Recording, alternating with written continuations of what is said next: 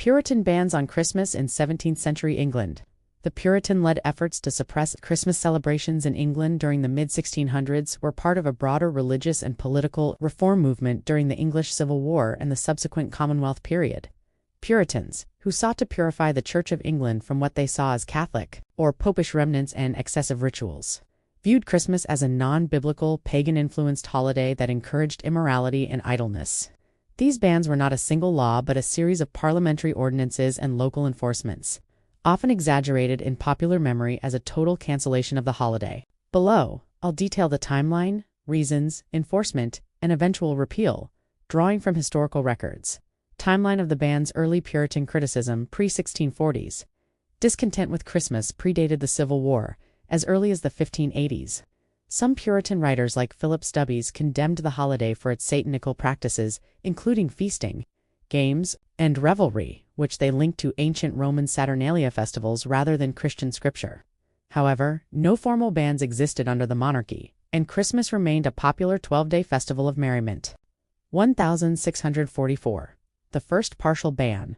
The initial restriction came during the Civil War when Parliament, under Puritan influence, declared monthly fast days for prayer and reflection to seek divine favor in the war against King Charles I. In 1644, December 25th coincidentally fell on such a fast day, a Wednesday, making traditional Christmas feasting, including mince pies, plum pudding, and roast meats technically illegal for that year alone.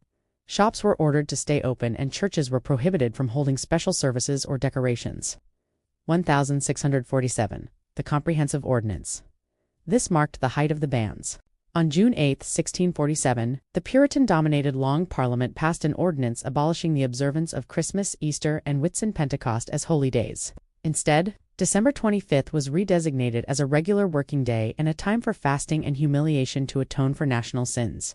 The legislation described these feasts as superstitious and idolatrous with no scriptural basis, and aimed to eliminate associated customs like evergreen decorations seen as pagan, carol singing, gift-giving, and elaborate meals. Mince pies, symbolizing the holidays, gluttony with their rich fillings of meat, fruit, and spices were particularly targeted in Puritan rhetoric as idolatry and crust, though no specific pie-banning clause existed. 1650s, enforcement under Cromwell, Oliver Cromwell, who became Lord Protector in 1653 after the execution of Charles I, did not initiate the bans but enforced them rigorously as part of the interregnum 1649 to 1660. During this period, additional measures included prohibiting plays, sports, and alehouse gatherings on December 25th in 1656. For instance, MPs debated skipping their session because it was Christmas, but a Puritan majority voted to continue working, reinforcing the ban. Reasons for the ban's Puritans opposed Christmas on theological and moral grounds, lack of biblical warrant. Following the regulative principle of worship, they argued that only practices explicitly commanded in the Bible should be observed. Christmas, not mentioned in Scripture and tied to the winter solstice, was deemed invented by the early Catholic Church. Pagan and Catholic associations, elements like Yule logs, mistletoe, and feasting were seen as remnants of pre-Christian rituals or popish traditions that the Reformation aimed to eradicate. Moral excesses, the holiday was criticized for promoting drunkenness, gambling, dancing, and social disorder. Puritans favored sober, productive days over what they called wanton and profane festivities.